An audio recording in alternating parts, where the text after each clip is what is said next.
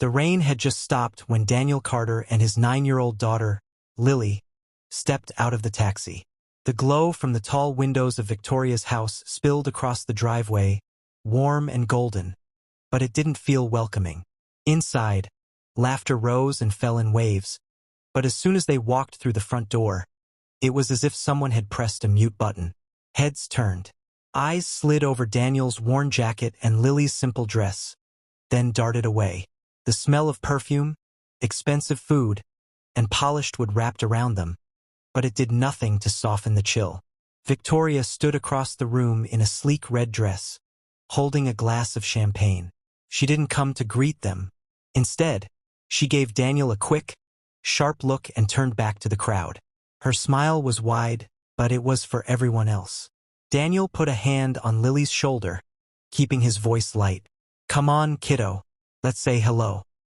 They moved through the room, but people only gave them thin smiles or awkward nods before turning away. Someone whispered. Someone else smirked. Lily pressed closer to her father. Finally, they reached Victoria. "Daniel," she said, her voice cool. "You didn't have to come." Her words floated in the air, but the meaning was heavy. Around them, phones appeared, people pretending to check messages but really recording. "Lily wanted to see her cousins," Daniel replied evenly. "I thought it'd be good for her." Victoria's laugh was light but carried a sting. "Well, maybe next time call first, so we can prepare." Her friends giggled. Lily's small hand tightened around his fingers. For a long moment, Daniel considered staying, just to prove he wasn't afraid. But the pitying eyes, the whispers, the glass walls of the room closing in, it was too much. "Come on, Lil," he said quietly.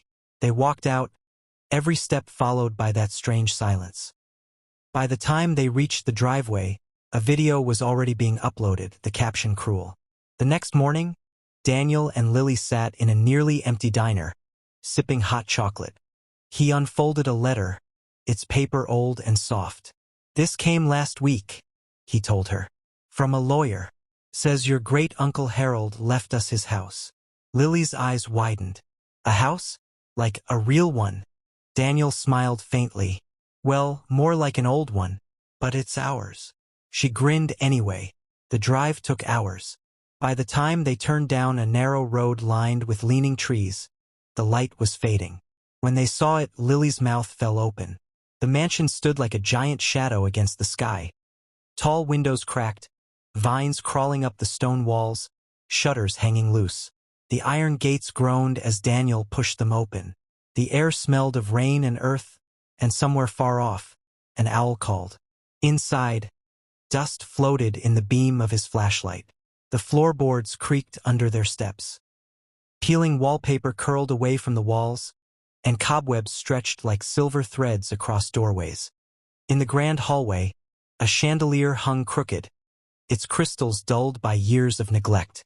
Lily wandered to a set of double doors and pushed them open, revealing a library with shelves that reached the ceiling. Many books were still in place, though their spines were faded. She traced her fingers along them. "It's like something from a story," she whispered. They chose a small room upstairs to sleep in that night. Daniel lit a candle while Lily spread out 2 sleeping bags. The wind rattled the broken shutters, but inside, the flame flickered warm and steady. "It's not much yet," Daniel said softly, "but it's ours, and we'll make it better." Lily leaned against him. "I like it," she murmured. "It feels like an adventure." Daniel lay awake for hours after she fell asleep, listening to the sounds of the old house settling, the distant groan of pipes, the rustle of leaves outside. He didn't know what they would find here, or what it would take to fix this place. But for the first time in a long while, he felt something he hadn't in years. Not peace exactly, but a spark, a reason to try. Somewhere, deep in the dark of the mansion, it felt like the walls were holding their breath, waiting for something to be discovered. The next morning, pale light streamed through the cracked windows, painting the dusty floor in gold and gray. Daniel woke to the sound of footsteps, light, quick ones. He sat up instantly, but it was only Lily, wandering through the hall with a curious look on her face. "I heard something last night," she said. "Like tapping." They searched the rooms together. Most were empty except for broken furniture and stacks of yellowed newspapers. In the library, Lily pulled a heavy book from the shelf. A folded piece of paper fluttered to the ground. Daniel picked it up, frowning. The paper was brittle, the ink faded, but the writing was clear. "To the one who finds this, the house will tell you what it holds if you listen. Beware those who would take without understanding." It was signed simply H. Daniel's chest tightened. Uncle Harold. He started looking more carefully, pulling books from the shelves. Behind a row of old encyclopedias, his fingers touched something cold, a metal latch. He pressed it, and part of the shelf swung open with a deep groan, revealing a narrow stairway descending into darkness. Lily's eyes went wide. "Dad, it's like in the movies." They found a box of candles in a drawer and lit two. The stairwell was narrow and smelled of damp earth. At the bottom was a small stone room. Against the far wall sat an old wooden desk, and on it, a leather-bound notebook. Daniel flipped it open. Drawings of the mansion's floor plans filled the pages, marked with red XS in several spots. Next to one X in the library was a note. "Beneath the rug. Key to everything." Back upstairs, they rolled back the huge, dusty rug in the center of the library. Beneath it, a square outline was carved into the floorboards. Daniel pried it open with a screwdriver, revealing a hollow space. Inside was a locked iron trunk. Its surface was rough with rust, but the lock gleamed as if new. They didn't have the key, so Daniel carried the trunk to the small room where they slept.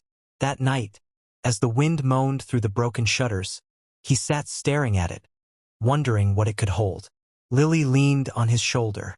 "Maybe it's letters," she said sleepily, "or jewels." The next day, they searched the rest of the house for the key. In a cracked drawer in Uncle Harold's desk, Daniel found a small brass key wrapped in cloth. His hands shook as he carried it back to the trunk. The lock turned with a sharp click, and the lid creaked open. Inside, stacked neatly, were gold bars, antique coins sealed in velvet pouches, and paper bonds tied with ribbon. The glow from the gold reflected in Lily's eyes. She gasped, covering her mouth with both hands. There was also a sealed envelope on top. Daniel tore it open. "If you are reading this, you are the one I chose. This house is more than wood and stone. It is a promise. Keep it safe. The gold will mean nothing if you forget what matters. There will be those who will try to take it. Do not let them." Daniel sat in silence for a long time. This wasn't just an inheritance. It was a trust, a challenge. And deep down, he knew exactly who the letter was warning him about. Somewhere out there, word would spread. And when it reached Victoria, she would come. That night, Daniel locked the trunk again and hid it under the floorboards.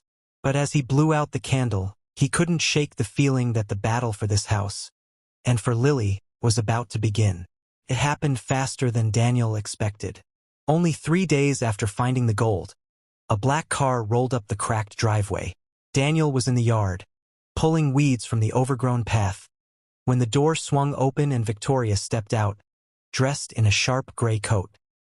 Beside her was a tall man with a leather briefcase, her lawyer. She didn't waste time on greetings. "I heard about Uncle Harold's little gift," she said, her eyes flicking to the mansion. "And as Lily's mother, I think it's best we settle who really owns it." Daniel crossed his arms. "Harold left it to me, in writing." The lawyer stepped forward, adjusting his glasses. "Mr. Carter, as the child's custodial parent, Mrs. Harris has a claim to this property and any assets within it. We're prepared to take this to court." Lily, who had been peeking from the window, came running out. "I don't want to go with her," she cried, clinging to Daniel's arm. Victoria knelt down, her voice sugary. "Sweetheart, you belong with me.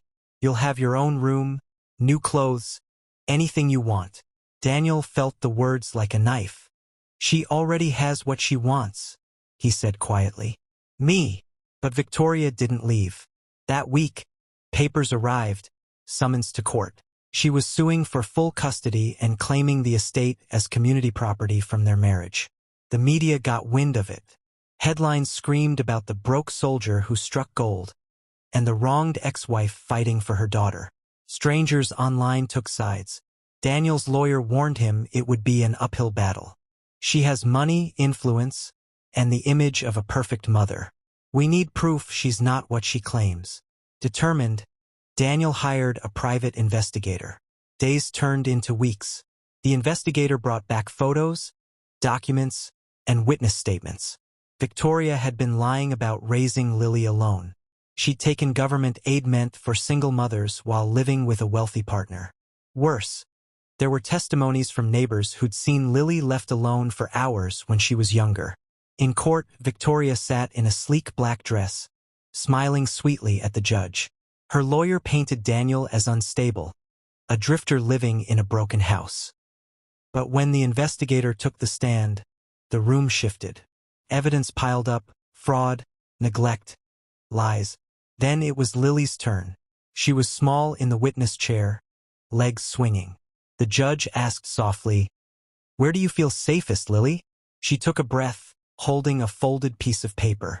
"I wrote something," she said, handing it over. The judge opened it and read aloud, "Dad is my home." The words hung in the air, heavy and clear.